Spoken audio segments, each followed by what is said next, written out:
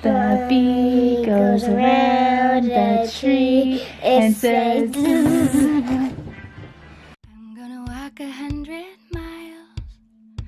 I'm gonna whistle all the while. If that's what it takes to make me smile, I'm gonna walk 100 miles. I'm gonna run right up this hill, summer sky or winter chill. If I gotta take a break, I will, but I'm gonna run right up this hill. I wanna hold the whole wide world right here in my open hands. And maybe I'm just a little girl with great big plans. I'm gonna go and take a chance. I'm gonna learn to ballet dance, learn a little something about romance. I'm gonna go and take a chance. I'm gonna live a crazy dream, impossible as it may seem. Doesn't matter what the future brings, I'm gonna live a crazy dream. And I wanna hold the whole wide world right here in my open hands. And maybe I'm just a little girl with great big plans. I wanna hold the whole wide world right here in my open hands. And maybe I'm just a little girl with great big plans. You tell me, don't try it. I'm warning you that I won't buy it. All the failure is fleeting. I trust it always has its meaning. I wanna hold the whole wide world right here in my open hands. And maybe I'm just a little girl. My turn now. I have shoulders. I have shoulders. I have toes. I have shoulders. I have toes. Hands might get dirty. I have a big circle. Circle eye, nose. And why are you? Tigers, you got that? These, you got bubbles again. Tigers, the bubbles, pink. You have these clouds. You get using color grace. Now I love you. This video is about Clarissa, and I really struggled and debated with how best to go about doing this video, because I definitely wanted to talk about her autism diagnosis in light of World Autism Day, but I didn't want the video to just be about her autism, because there's so much more to Clarissa than that. For instance, she's an amazing big sister to this guy. So first off, I feel like we can just talk a little bit about the autism spectrum stuff in regards to her, and then once we get through this, then that'll be it. So this is kind of the place for that if people are curious about her. She was born in March of 2014, and right away I feel like we knew that there was something different about Clarissa. Like, she didn't cry, right? So I had, as a second-time mom, had this notion, you know, like, you let a sleeping baby sleep, and unfortunately that did not work out with Clarissa, because she never cried when she was hungry or when she had a dirty diaper. So a couple of days after we got home from the hospital, we were back at the hospital in the ER, and she was on IV fluids because she'd gotten really dehydrated. She'd become lethargic, and I couldn't wake her up. which was really, really scary. We were waking her up every 2 hours to feed her because she never let us know that she was hungry. And she never ever got upset about having a dirty diaper. So she could sit in a wet diaper or a poopy diaper and it didn't bother her in the slightest.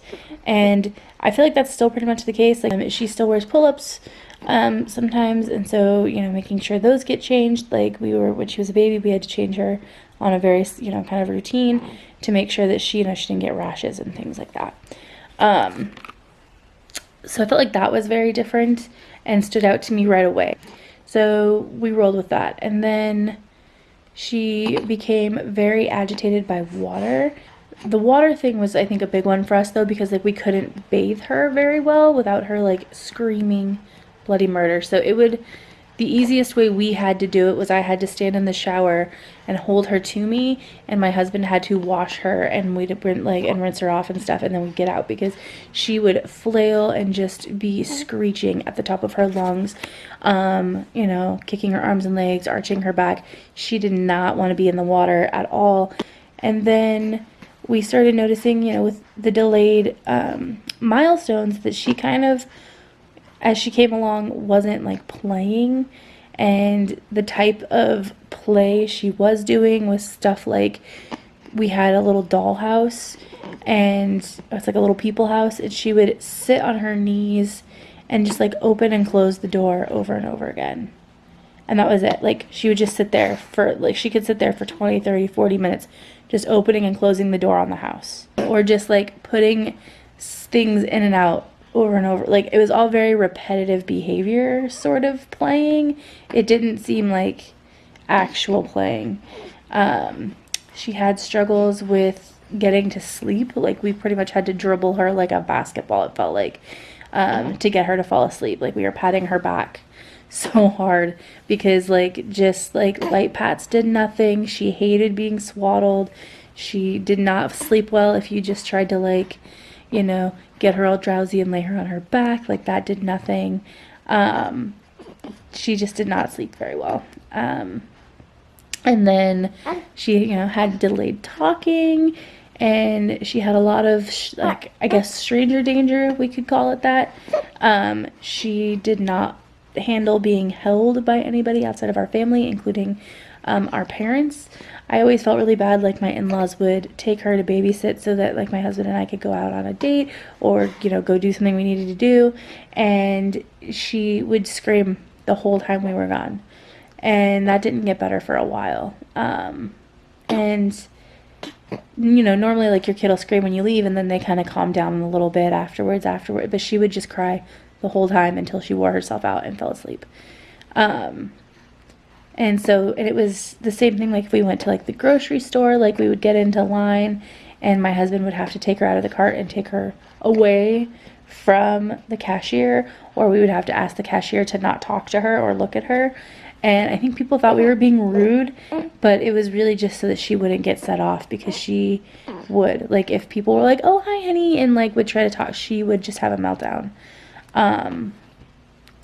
She didn't tolerate that at all. Like, no eye contact, no speaking to her if you were not me, my husband, or our other daughter, Kaylin. She wasn't a fan.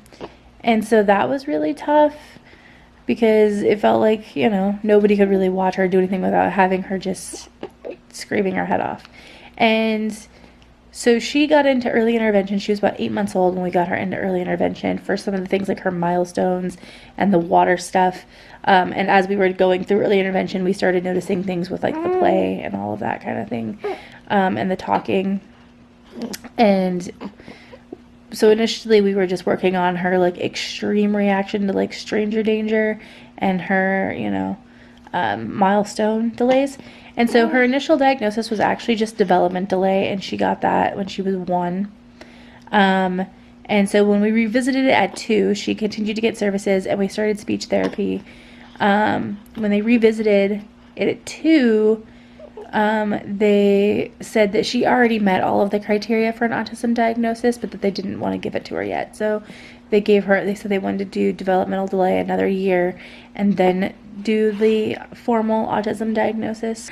And so I ended up agreeing to that, even though I didn't really agree personally. Like, I felt like if she met all the criteria that they should give her the diagnosis, but they also didn't want to like label her as having autism if maybe she was just gonna like all of a sudden catch up. So we went ahead with that and had the developmental delay diagnosis for another year. And during that time, I mean, she was a delayed walker. There was times I was, you know, basically like on my own crying because I didn't think she was really ever gonna like talk. None of us had names. Like, I was not mama. There was no dada. There was nothing. Like, nobody had a name. She like didn't point to things because people were like, oh, can she, like, how does she communicate what she wants? And for most things, she just didn't. She did communicate, like, if she wanted something to drink, she would bring you her sippy cup. And that was about it. Like, there wasn't a lot of communicating going on. There was just a lot of her crying and then us trying to figure out what set her off so that we could avoid that trigger in the future. So we got her official like diagnosis. She got diagnosed with autism spectrum disorder, and then she also has a related speech delay and development delay that go along with her autism. And that's been super helpful because it did open the doors to her getting more services and being able to get more help, at least through insurance, for things like the late potty training and things like all of her skills that needed working on, because there was a lot of like fine motor, gross motor, speech therapy. You know, she just needed like even just strengthening like oral muscles, like being able to blow bubbles, being able to hold a crayon. All of those kinds of things were all stuff that we had to work on in therapy. We had to teach her how to play because she didn't know how to play, and so there was a lot of that happening. Like, a lot of her therapy sessions looked like playing because we were trying to teach her how to do that. And so now that she's 5 and all of those things have pretty much rectified themselves, it's been insane. Like, just how different she is. Like, once she started being able to talk and communicate better, her frustration level went way down, and so did ours. Like, it made things so much easier because I tried to teach her to baby sign and she just didn't understand. She didn't pick it up like my first had, or like other kids I had worked with had. She didn't understand. So we didn't have really a way of communicating, and so it was just a lot of, okay, let's try this, okay, let's try this, okay, let's try this, until we figured out what she wanted.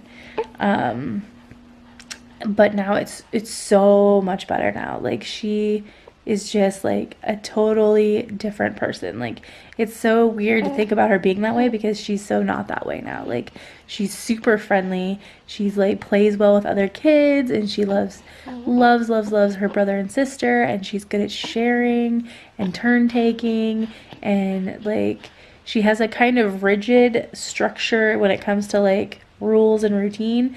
Like, she can deviate from routine and it doesn't bother her, but like if there's something that she feels like is a rule, or there's a way that something's supposed to be done and it's not done that way, then she kind of gets a little bit perturbed. She'll kind of tattle on people a little bit because she has a very firm set way of thinking when it comes to rules and what the rules are, and that everybody should follow the rules.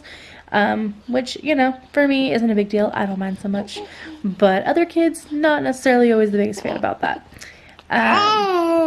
But now she's even good about like helping pick up her toys and like, you know, giving her little jobs. She likes when I give her a chore to do. She gets very excited about getting to do her chores and helping out.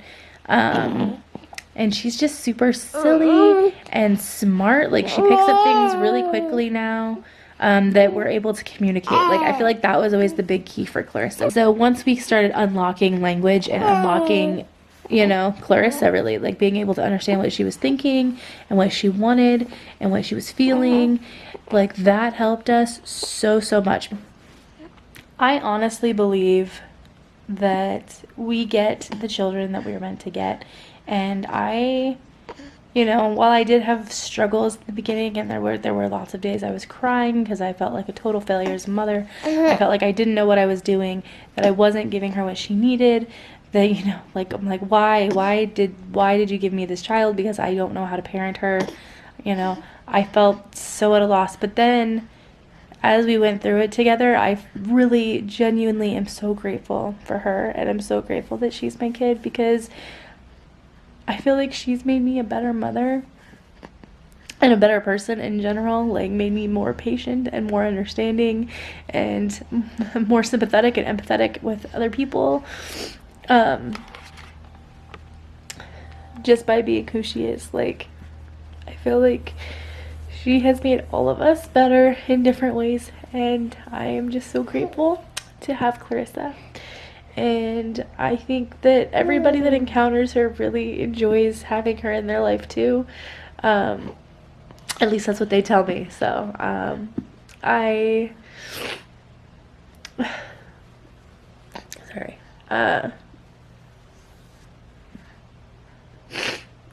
I just know that she's a very special person, and I can't wait to see what she's gonna do as she continues to grow and get older and have better access to the world around her, and who she's gonna turn into as an adult, and how she's gonna take the world by storm, because I have no doubt that she will. But I just wanted to bring a little bit of awareness to the discussion and to Clarissa, and for everybody to get to see what an amazing little girl she is.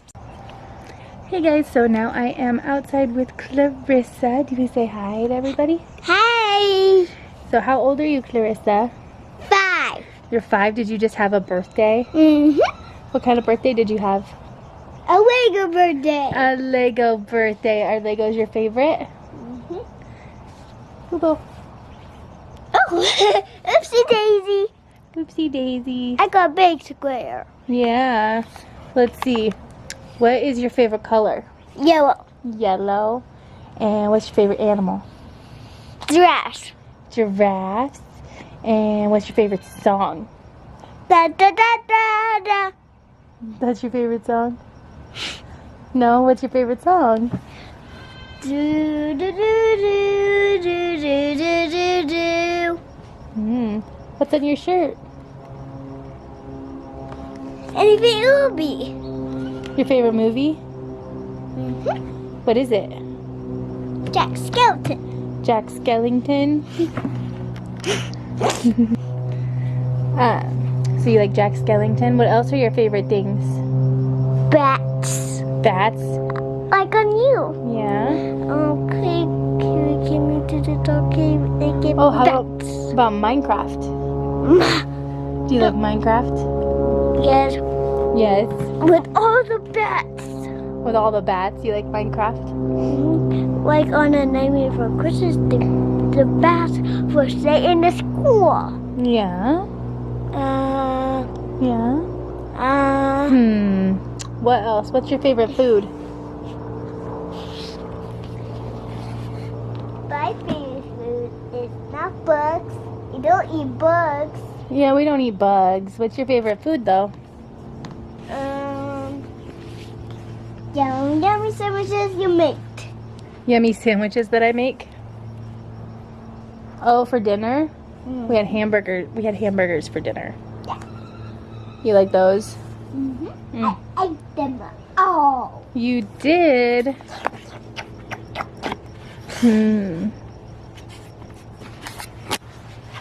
Hi. Do you like having a sister and a brother? I can have 2. Yeah. You like them? Do you love them? Yeah. Do you like playing with your sister? Yes. I just say yes. Thank you for watching my video. Be sure to get you my thumbs up. I'm gonna walk 100 miles. I'm gonna whistle all the while. If that's what it takes to make me smile.